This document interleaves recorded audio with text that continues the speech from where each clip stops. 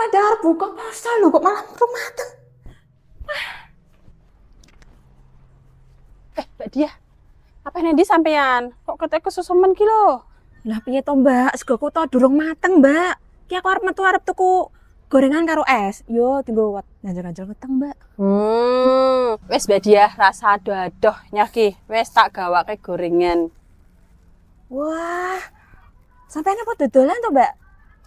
Mbak Dia, aku ki ngerti sampean nek sore ki to mesti golek gorengan to. Nah, makanya tak terkesisan. Mau sekalian lewat Mbak Dia. Wah, alhamdulillah tuh ben apian men, Mbak. Lah iki kan mesti sisane wong to, Mbak. Lah nek esnya piye, Mbak? Ora to Mbak Dia. Iki lho gorengane jek anget. Iki ki gorengan anyar.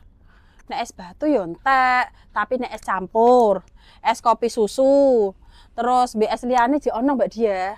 Oh, ya wes. Nek sesuk aku nek arep buka, sesuk arep telepon awakmu wae ya. Siap Mbak Dia. Tapi nek meh njaluk diterke yo ono minimal blonjone lho ya, 35.000. Plus ono ongkire tipis-tipis ngono.